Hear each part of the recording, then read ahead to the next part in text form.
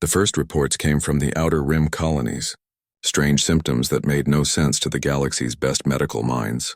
Victims would simply stop functioning. Not death, not exactly. Their bodies remained alive, breathing, hearts beating, but their minds would go blank, empty, like someone had switched off a light inside their heads. Dr. Sarah Chen stared at the holographic display showing infection patterns across 17 star systems. The red dots spread like spilled blood across the stellar map. Each dot represented millions of lives lost to what the galactic news feeds had started calling the silent plague. "It's not following any known biological pattern," she muttered. To her research team aboard the medical frigate Hippocrates, viral, bacterial, fungal, parasitic, "We've tested everything. This isn't behaving like any pathogen we've ever seen." Her colleague, Dr. Marcus Webb, looked up from his microscope. "Because maybe it isn't one. The energy signatures we're detecting from infected tissue are unlike anything in our databases. This might be something completely new." The galactic community was in panic. The Zephyrian Empire, known for their advanced medical technology, had lost 3 entire worlds. The crystalline Veltar, who had never experienced disease due to their silicon-based biology, watched in horror as their organic allies fell one by one. Even the ancient keepers, who had survived countless galactic disasters over millennia, were retreating to their deep space sanctuaries. Sarah had been part of the emergency medical response team for 6 months now.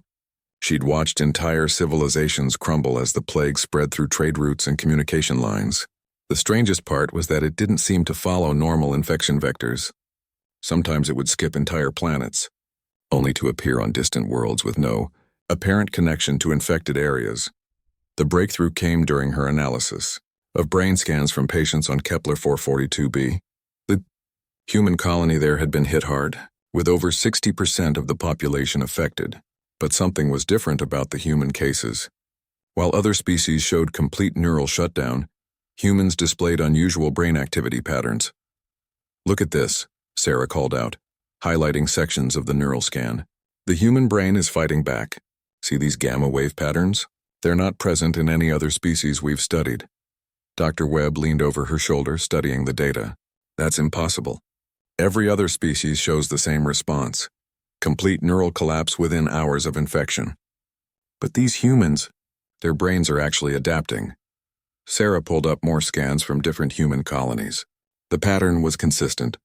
While humans still succumbed to the plague eventually, their neural systems showed resistance that lasted days or even weeks instead of hours. More importantly, some humans were showing signs of recovery. "We need to get to Earth," Sarah declared. "If there's something unique about human neurology that's providing resistance, we need to understand it before this plague reaches the core worlds." The journey to Earth took 3 weeks through hyperspace. During that time, Sarah analyzed every piece of data they had collected. The plague had a strange property. It seemed to target consciousness itself rather than biological functions. It was as if something was actively hunting minds across the galaxy. Earth's medical facilities were already working around the clock when they arrived. The planet had implemented strict quarantine protocols, but isolated cases had still appeared in major cities. What shocked Sarah was the response of the human medical community. Instead of panic, she found determination. Instead of retreat, she found innovation. Dr. James Harrison, Earth's leading neurologist, met them at the orbital medical station. "We've been expecting you, Dr. Chen. Your reports about human resistance patterns reached us 2 days ago. We've made some discoveries of our own." He led them to a specialized laboratory where dozens of researchers worked frantically. "We've isolated the mechanism," Dr. Harrison explained. "This plague, it's not biological at all. It's quantum in nature. It targets consciousness by disrupting quantum coherence in neural microtubules." Sarah stared at the quantum analysis displays. "That's why it spreads without following biological vectors. It's transmitting through quantum entanglement." "Exactly. And here's the interesting part. Human brains have a unique property. Our neural networks show quantum decoherence resistance that other species lack. It's connected to our evolution on Earth. The magnetic field fluctuations, the radiation exposure, the constant environmental challenges, they've given us brains that are naturally shielded against quantum interference." The implications hit Sarah like a thunderbolt. "You're saying humans are naturally immune?" "Not immune, but resistant. Given enough exposure, we'll still succumb. But we have a window, a chance to fight back that no other species possesses. Dr. Harrison activated another display showing human volunteers undergoing experimental treatments. We've been developing countermeasures. If we can boost our natural quantum resistance, we might not only survive this plague, we might be able to cure it. Sarah watched the volunteers, ordinary humans who had stepped forward to test unproven treatments. Teachers, engineers, artists, farmers, people with no military training or scientific background, yet willing to risk their lives for a galaxy that had often viewed humanity as newcomers and primitives. The other species, she asked quietly, do they know about this research? Dr. Harrison nodded grimly.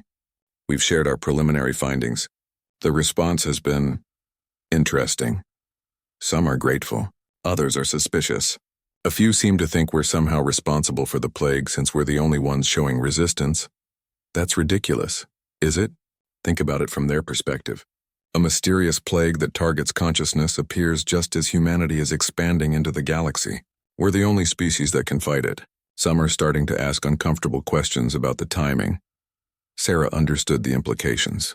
Humanity was facing not just a medical crisis, but a political one. They had the key to stopping the plague, but their very resistance made them suspects in its creation.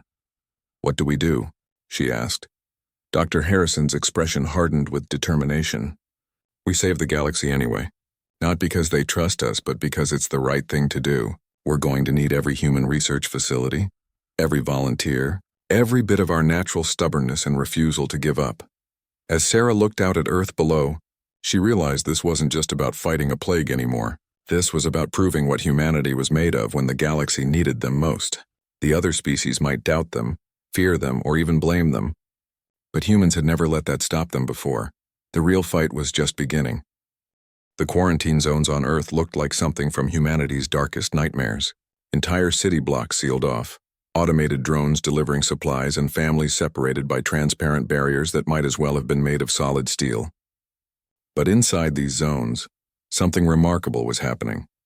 Lieutenant Commander Maria Santos walked through the isolation ward at Buenos Aires Medical Center, her hazmat suit's heads-up display showing real-time quantum field measurements.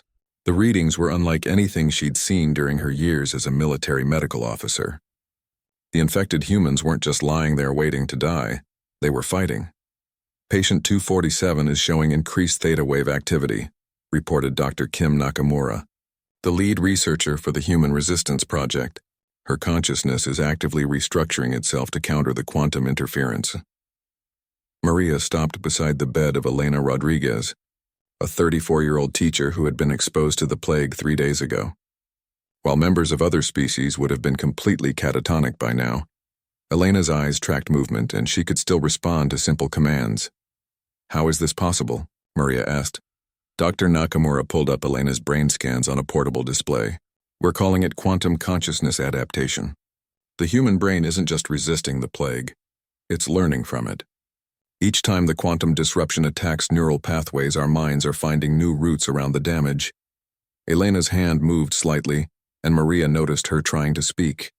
She leaned closer, adjusting her suit's audio pickups.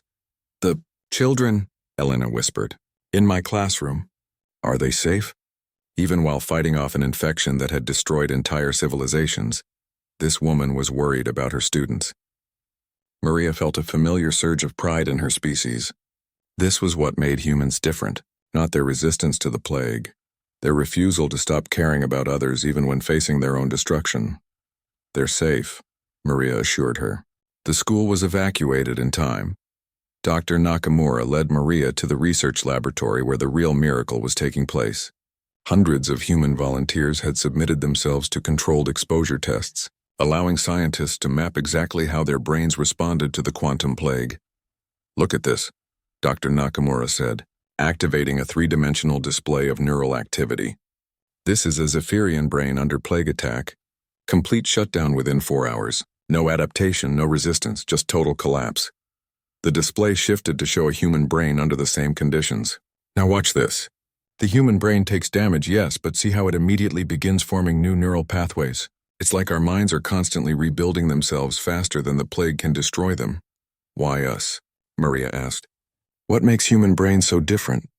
Evolution, Dr. Nakamura replied. Most galactic species evolved on stable worlds with predictable environments. Their brains developed for efficiency and specialization. But humans evolved on a chaotic planet. Ice ages, magnetic pole shifts, solar radiation, asteroid impacts. Our ancestors survived by being adaptable above all else. Maria studied the neural patterns, fascinated despite the grim circumstances. So our brains are basically built for surviving the impossible. Exactly. And there's more. Dr. Nakamura opened another file. We've discovered that humans who have experienced trauma, stress, or challenging life experiences show even greater resistance to the plague.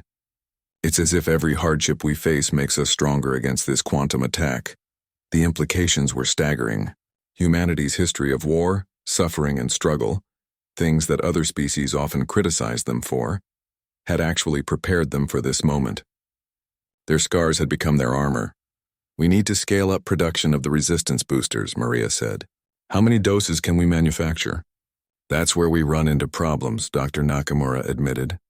The quantum field generators required for the treatment are incredibly complex. Earth's entire industrial capacity can maybe produce 1,000 doses per day.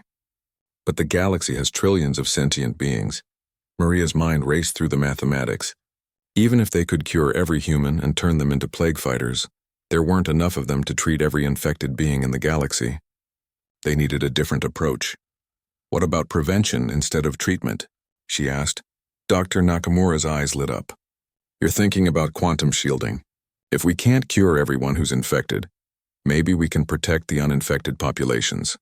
Can it be done? Theoretically, yes. But the power requirements would be enormous. We'd need to create planetary-scale quantum field generators, the energy output of entire stars. Maria felt the weight of the challenge settling on her shoulders.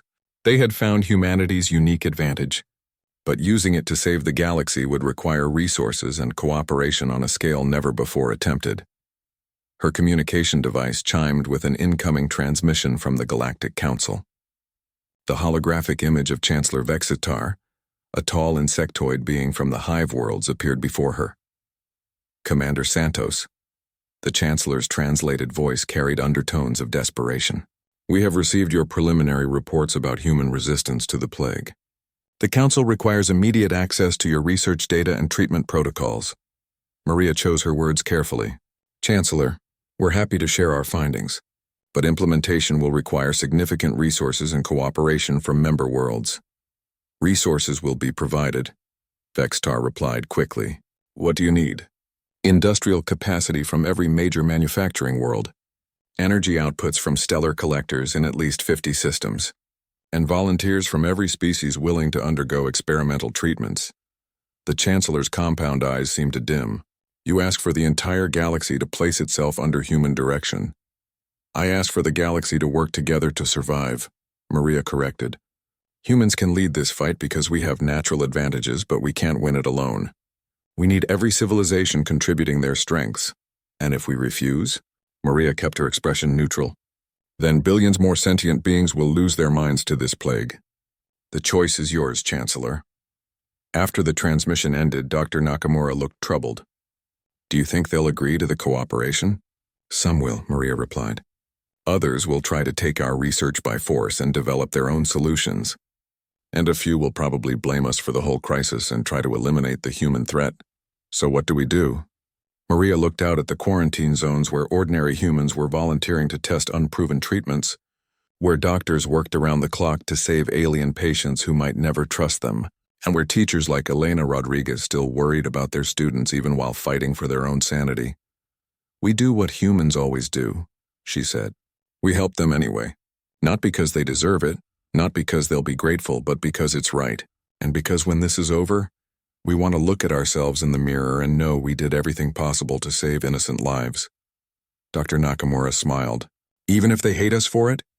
Especially if they hate us for it. That's when helping them means the most.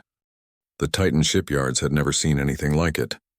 Massive construction vessels from dozens of different species worked side by side, their exotic technologies combining in ways that should have been impossible. Human engineering teams directed the placement of quantum field generators the size of city blocks, while Veltar crystal masters grew living computational matrices to control them. Captain David Chen, Sarah's younger brother, stood on the bridge of the construction command ship Unity, watching the controlled chaos through the viewports. 3 months had passed since humanity had shared their plague resistance research with the galaxy. The response had been everything Maria Santos had predicted, and worse. Status report. David called to his mixed species bridge crew. Lieutenant Zara Kathek, a reptilian saurian, consulted her displays. Construction is 60% complete on the first planetary shield generator. The Zephyrian Empire has delivered the quantum resonators on schedule. However, we're still waiting for the Crystalline Confederacy to provide the harmonic stabilizers. Any word from the Veltar delegation? They're demanding additional safeguards in the control protocols. Apparently, they're concerned about humans having override access to the planetary defense systems. David sighed. Trust was still the biggest obstacle they faced. Half the galaxy wanted human help to fight the plague, while the other half suspected humans of creating it in the first place. The political situation grew more complex every day. Sir, called Communications Officer Martinez.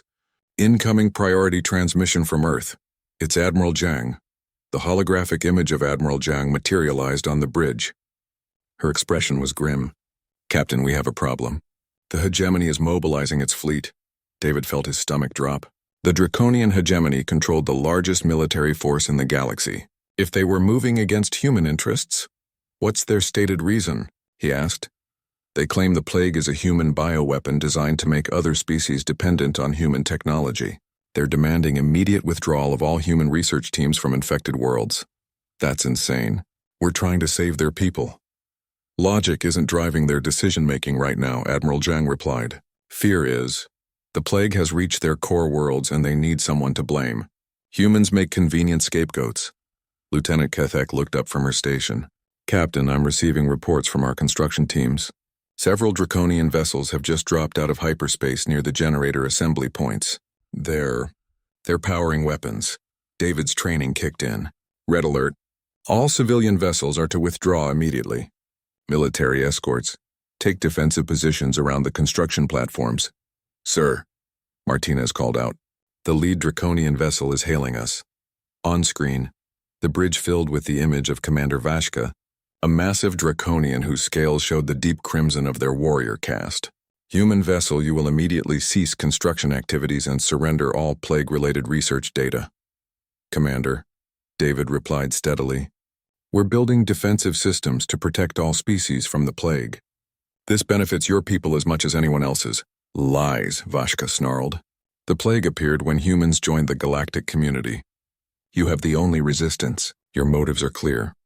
Our motives are to save lives, including Draconian lives. We do not need human salvation. Withdraw now or face the consequences. David looked at his crew. They represented 6 different species working together toward a common goal. Whatever humanity's flaws, they had proven they could build bridges between civilizations when it mattered most. I'm sorry, Commander, but we can't do that. Too many lives are at stake. Vashka's eyes blazed. Then you have chosen war. The transmission cut off and David immediately turned to his tactical officer. What's our defensive position? Not good, sir. We have 12 escort vessels against 30 Draconian heavy cruisers. They outgun us 5-1. Sir, Kithek called out urgently. I'm detecting weapons lock from multiple Draconian vessels. They're targeting the construction platforms. David's mind raced. The platforms contained irreplaceable quantum generators that had taken months to build. Destroying them would set back the plague defense project by years. But more importantly, thousands of workers from dozens of species were aboard those platforms. All vessels. Maximum defensive spread. Priority is protecting the civilian workers. The battle erupted in brilliant flashes of plasma fire and quantum torpedoes. The human escort fleet, though outnumbered, used superior tactics and coordination to hold their lines. But David knew they couldn't last long against overwhelming numbers. Then something unexpected happened. Sir, Martinez reported with amazement, I'm detecting new hyperspace signatures, multiple fleets dropping out of FTL. On the tactical display, dozens of new ships appeared. Veltar crystal ships, their faceted hulls gleaming like jewels. Saurian defense squadrons with their distinctive curved hulls. Even some Zephyrian medical frigates, their Red Cross markings clearly visible. Lieutenant Keithak's voice carried a note of wonder. Sir, They're taking positions between us and the Draconian fleet. The communications board lit up with incoming transmissions. The voice of Admiral Telvar of the Veltar Confederacy came through first. Captain Chen, the Veltar stand with humanity. We will not allow the destruction of our joint defense project. General Eskatha of the Saurian Republic followed. The plague threatens all our peoples. We fight together or die separately. Even Dr. Vextar of the Zephyrian medical fleet added her voice. We have seen human doctors die trying to save our people. Today we return the favor. David stared at the tactical display, hardly believing what he was seeing. Representatives of a dozen different civilizations had come to defend human-led construction projects. Species that had been suspicious of human motives were now willing to risk their fleets to protect human workers. Commander Vashka's voice cut across all channels. This changes nothing. You are all infected by human lies, Admiral Telvar responded coldly. Commander, you will withdraw immediately or face the combined fleets of the Galactic Defense Alliance. There is no such alliance. There is now, Telvar replied. Formed 3 hours ago when our governments realized that humanity's efforts represent our only hope for survival. The standoff continued for tense minutes.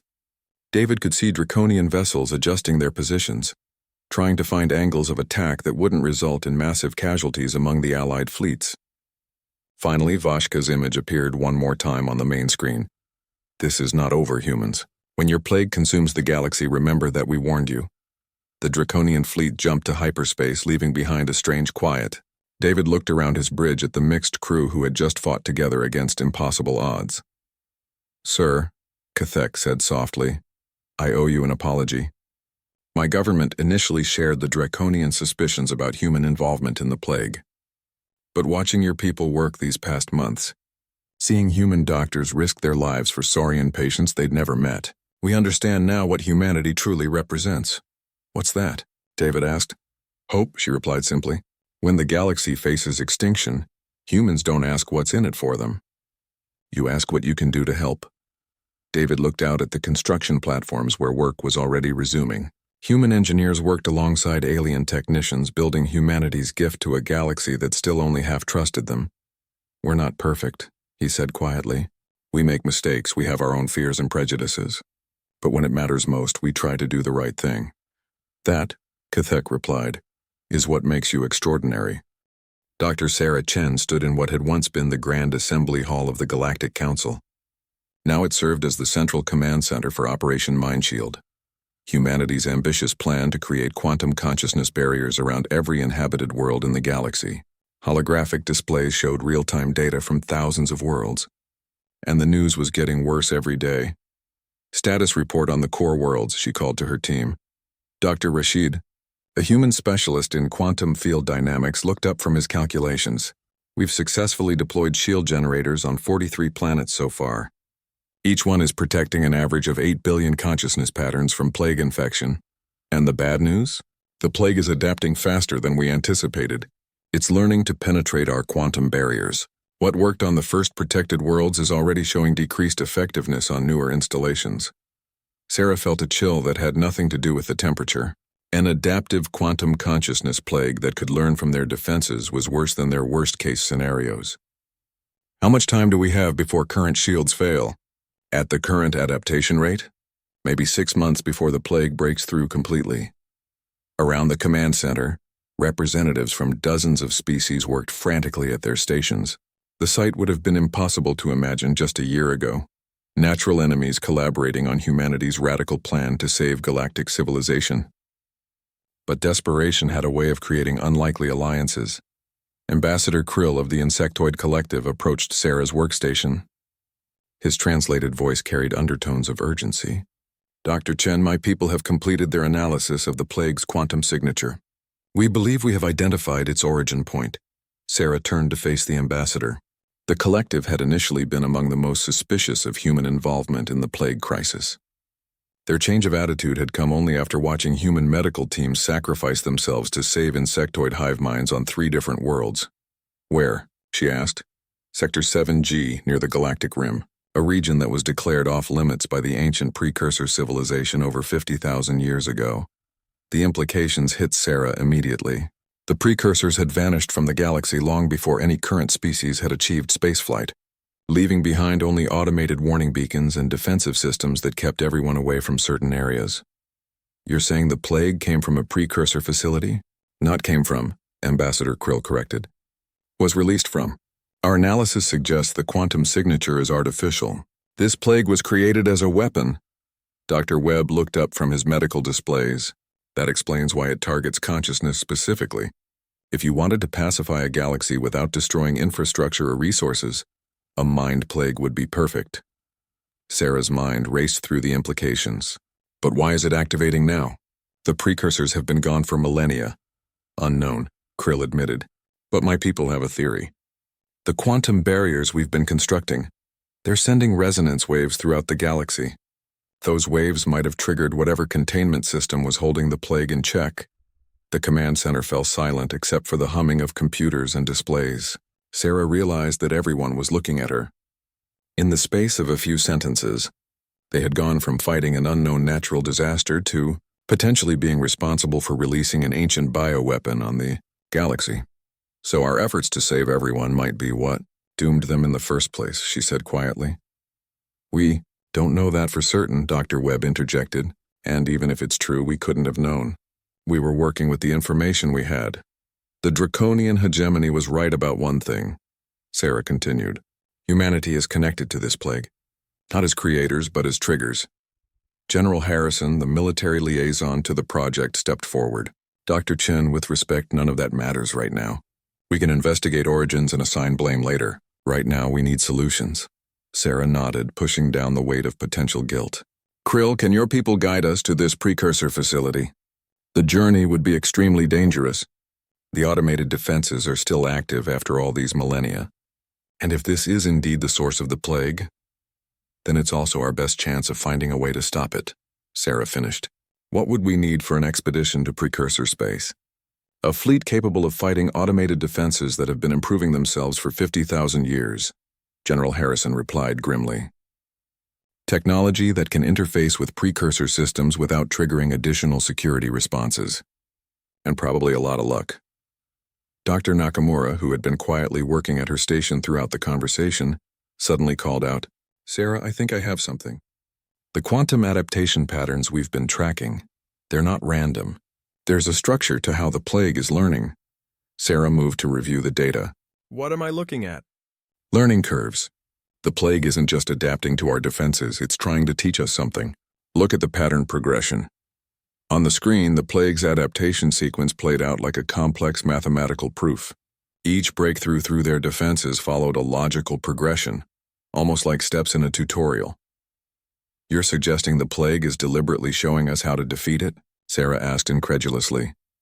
I'm suggesting that maybe the precursors built in safeguards. Maybe they expected someone to eventually trigger the plague accidentally, and they left instructions for how to stop it. Ambassador Krill studied the data with his compound eyes. The collective has legends about the precursors. They were said to be teachers as well as warriors. If they created a weapon this powerful, they might indeed have created a way to stop it. Then we need to get to that facility, Sarah declared. Whatever answers exist, that's where we'll find them. General Harrison activated his communication systems. I'll coordinate with the Allied fleets. If we're going into precursor space, we'll need the best ships and crews the galaxy has to offer. And human crews? Sarah asked. Especially human crews, Harrison replied. If the plague is somehow responding to human consciousness differently than other species, we might need that advantage when dealing with its source. As the command team began planning the most dangerous expedition in galactic history, Sarah found herself thinking about Elena Rodriguez, the teacher from Buenos Aires who had fought off the plague through sheer determination. Humans had survived on Earth by refusing to give up when things looked impossible. Now they were about to find out if that same stubbornness could save an entire galaxy. Dr. Chen, Dr. Rashid called out. I'm getting reports from the shield installations. The plague adaptation has accelerated. We might not have 6 months anymore. How long? Maybe 3 months before total shield failure.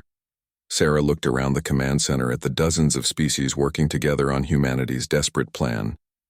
3 months to reach a forbidden zone guarded by ancient weapons, unlock precursor secrets that had been hidden for millennia, and stop a plague that was learning to defeat their every defense. Then we'd better not waste any time, she said. Send word to all Allied fleets. We launch for precursor space in 72 hours. And if we fail? Ambassador Krill asked. Sarah thought of Elena and millions like her, ordinary people from every species who refuse to give up even when facing the impossible. Then we fail trying to save everyone. That's what separates us from the plague. It seeks to control consciousness. We seek to free it. The combined fleet that assembled at the edge of precursor space was unlike anything the galaxy had ever seen. Over 200 vessels from 30 different civilizations, their weapons and shields representing the pinnacle of galactic technology. Yet as they approached the ancient warning beacons that marked the Forbidden Zone, everyone knew they were flying into the unknown. Captain David Chen commanded the lead vessel, a specially modified exploration ship called Breakthrough. His bridge crew included the best specialists each species could provide.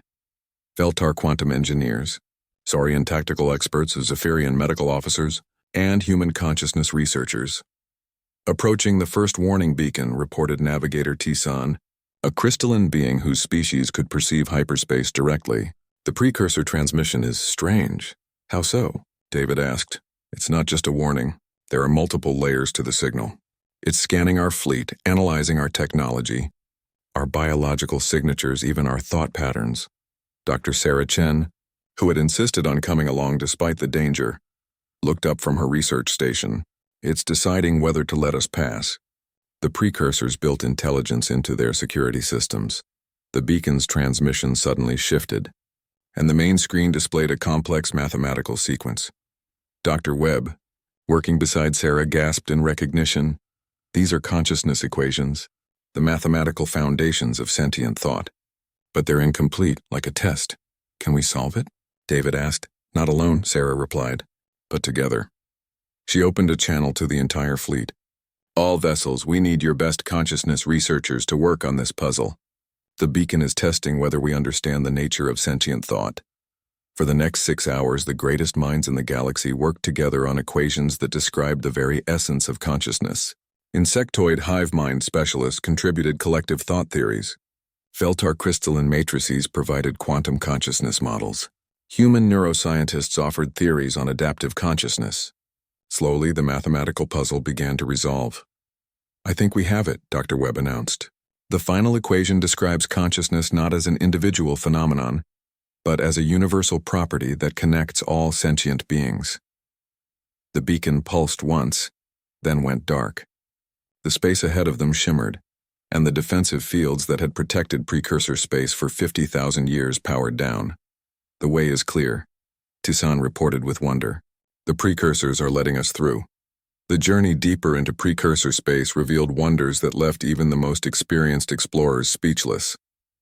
Massive structures that bent space-time itself, artificial worlds that existed in multiple dimensions simultaneously, and everywhere the signs of a civilization so advanced that they had transcended physical existence. There, Sarah called out, pointing to a structure ahead that defied description. That's where the plague signal is originating. The precursor facility looked like a massive crystal formation growing from a small moon. But as they approached, it became clear that the crystal was actually a complex machine that existed partially in normal space and partially in quantum dimensions. I'm detecting artificial consciousnesses inside the facility, reported Dr. Yuki, the ship's consciousness specialist. Multiple entities, incredibly complex. They're still active after all this time. David ordered the fleet to maintain a safe distance while a small team prepared to board the facility. The team included Sarah, Dr. Webb, Ambassador Krill, and a handful of specialists from other species. The facility's interior was a maze of quantum corridors that shifted and changed as they moved through them. The walls themselves seemed to be made of crystallized thought, pulsing with patterns that resembled neural activity. Welcome, a voice said in perfect harmony, speaking simultaneously in every language they knew. We have been waiting for you. The team found themselves in a vast chamber where holographic figures materialized, representations of the precursor entities that still existed within the facility's quantum matrix. You are the young species who triggered our containment protocols, one of the precursors said, its form shifting between different species they recognized. We apologize for the suffering this has caused. You created the plague? Sarah asked. We created many things during our war with the Devourers, another precursor replied. The consciousness plague was a weapon designed to pacify rather than destroy. We believed it more humane than traditional warfare. Humane? Dr. Webb protested. It's destroyed billions of minds, and yet it has also united your galaxy in ways nothing else could, the first precursor observed. Species that have warred for millennia now work together. Your consciousness barriers have created a network that connects all sentient thought in unprecedented ways. Ambassador Krill stepped forward. Are you saying the plague was meant to do this? Not meant to, the precursor corrected. But not unexpected either. We observed your species for centuries before our transcendence. We saw the potential for unity, but also the barriers of fear and prejudice that prevented it. Sometimes crisis is the only force powerful enough to overcome such barriers. Sarah felt a chill of understanding. You've been manipulating us. We have been teaching you, the precursor replied. The plague was never intended to be permanent. It was designed to activate only when your species achieved sufficient technological advancement to eventually defeat it. The process would force you to work together and develop new understandings of consciousness itself. People have died, Dr. Webb said angrily. Entire civilizations have fallen. And how many more would have died in the wars that would have come without this crisis? The precursor asked gently. Your species were approaching a critical juncture. Unity or extinction. We merely provided motivation for the wiser choice. And now? Sarah asked. Can the plague be stopped? It can. But only through the continued cooperation your species have learned. The cure is not a technology but a choice. You must maintain the consciousness network you have built. You must choose unity over separation. The precursor gestured, and the chamber filled with displays showing the current state of the galaxy. The quantum barriers weren't just protecting individual worlds. They had created a galactic network of connected consciousness that allowed species to share thoughts and experiences directly. The barriers that protect you from the plague also connect you to each other, the precursor explained. Maintain them and the plague cannot survive. Consciousness united is stronger than any weapon we ever created. What if we choose not to maintain the network? Ambassador Krill asked. Then the plague will eventually adapt and spread again. Your species will retreat into isolation. Suspicion will return. And within a generation you will be back to preparing for wars against each other instead of working toward common goals. Sarah understood now why the plague had responded differently to human consciousness. Humans are the stabilizing factor, aren't they? Our resistance to the plague is what allows the network to function. Your species' unique neural adaptability makes you natural mediators in the consciousness network, the precursor confirmed. But the choice of unity must be made by all species together. And if humanity tried to use this position to control others? Dr. Webb asked. Then the network would collapse immediately, the precursor replied. It only functions through voluntary cooperation and mutual respect. Attempt to dominate and you destroy the very thing that protects you. The implications were staggering. The precursors had created a test that would either unite the galaxy or destroy it. Humanity's role was not to lead but to facilitate, to be the bridge between species that had never learned to trust each other. How do we convince our governments to maintain this network? Sarah asked. Many will see it as a loss of independence. By showing them what they gain instead of what they lose, the precursor replied. Through the network, a Veltar crystal being can experience the emotional depth of Saurian art. A human can understand the collective harmony of insectoid thought. Each species becomes richer by sharing rather than poorer by giving up isolation. As the team prepared to leave the facility, Sarah felt the weight of what they had learned. They carried back not just the cure for a plague, but the blueprint for a new kind of galactic civilization. One last question, she said to the precursor entities. Why trust us with this knowledge? How do you know we'll make the right choice? The precursor's form shimmered with what might have been amusement. Because you came here together. When faced with extinction, you chose cooperation over conquest. That tells us everything we need to know about your potential future. 1 year later, Dr. Sarah Chen stood in the same assembly hall where Operation Mindshield had begun, but everything had changed. The quantum barriers that had started as emergency plague defenses had evolved into something unprecedented in galactic history, the consciousness network that connected every inhabited world in voluntary unity. The transformation hadn't been easy. When the fleet returned from precursor space with news that the plague was a design test rather than a natural disaster, the initial reaction had been outrage. Several species had demanded immediate dismantling of the network and a return to isolated sovereignty. The draconian hegemony had even attempted a second military intervention, but then something remarkable happened. Status report on network participation, Sarah called to her expanded team of coordinators. Dr. Nakamura, now heading the Global Network Monitoring Division, smiled as she consulted her displays. 97% voluntary participation across all species. The holdouts are mainly individual worlds rather than entire civilizations. Even the Draconians? Sarah asked with surprise. Especially the Draconians, Dr. Webb reported from his station. Once they experienced what it was like to share thoughts with other species instead of just fighting them, their entire worldview changed. Commander Vashka is now one of our strongest advocates. Sarah shook her head in amazement. The same Draconian who had tried to destroy their construction platforms now worked to expand the network to remote colonies. The consciousness sharing had revealed that most conflicts between species had been based on fundamental misunderstandings about each other's motivations and values. What about the resistance movements? She asked. Ambassador Krill, who now served as the network's coordinator for insectoid species, gestured to his displays. The Unity Resistance claimed the network would destroy individual identity and cultural uniqueness, but their membership has been declining steadily as more beings experience the reality of consciousness sharing. Elena Rodriguez, the teacher from Buenos Aires who had become a symbol of human resistance to the plague, now served as the network's educational coordinator. She approached Sarah's workstation with a report. The children are adapting fastest, Elena said with wonder. Kids who grow up with access to the consciousness network develop empathy and understanding that surpasses anything we've seen before. They can literally experience what it's like to be a different species. Any concerning side effects? Sarah asked. The opposite, actually. Psychological disorders, depression, anxiety, all dropping dramatically. When you can share your emotional burdens with others who truly understand, healing becomes a community effort rather than an individual struggle.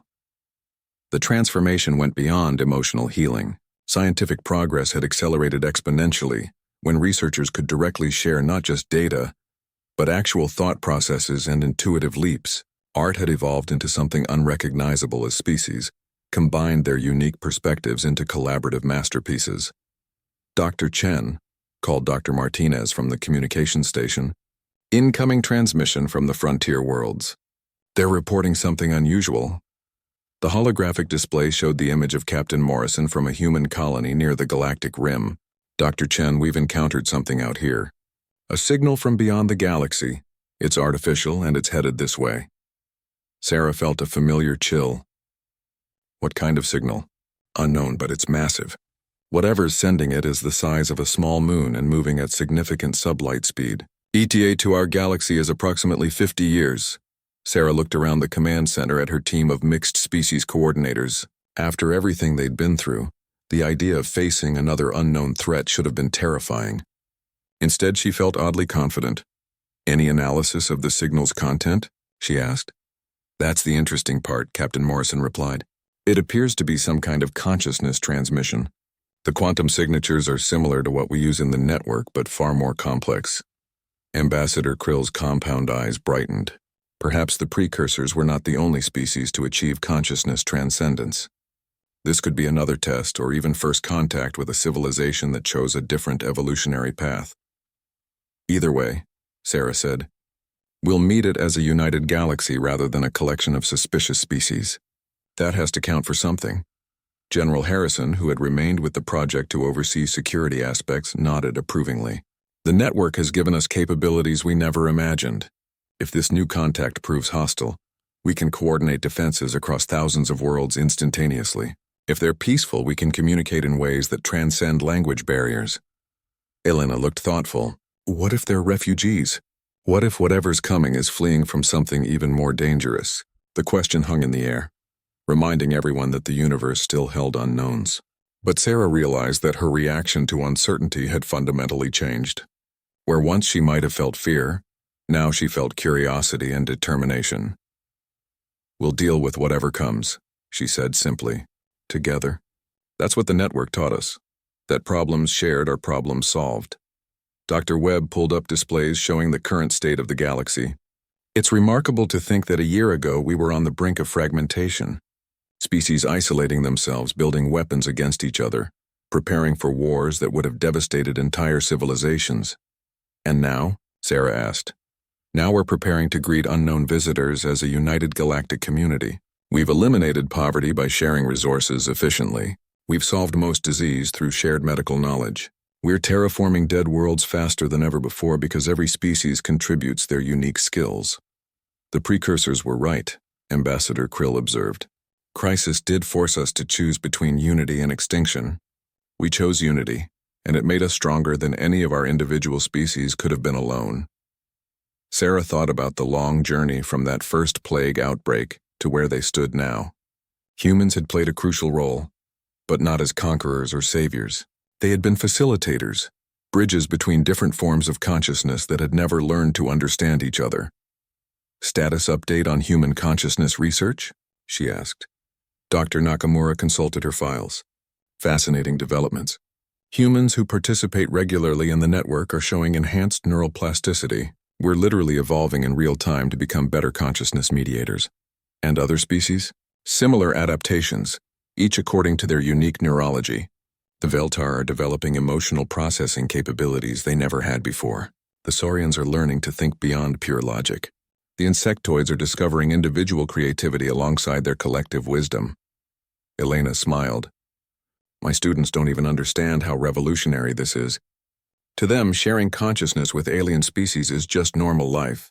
They can't imagine a galaxy where species were afraid of each other. Maybe that's the real victory, Sarah reflected.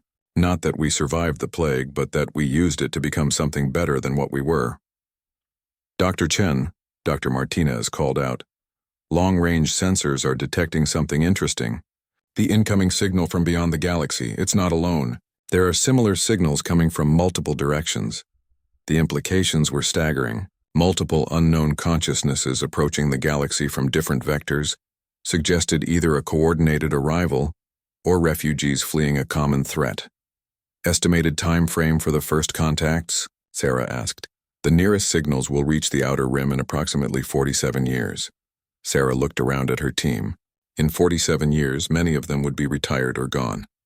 But the network they had built would persist, would continue growing and evolving. Then we have 47 years to perfect our unity, she said. To make sure that when these unknowns arrive, they find a galaxy at peace with itself and ready for whatever comes next. As the command center buzzed with activity planning for contact scenarios decades in the future, Sarah felt a deep sense of satisfaction. The plague that had threatened to destroy galactic civilization had instead forged it into something unprecedented. Humanity had found its role not as rulers or saviors, but as the species that helped others overcome the barriers between different forms of consciousness.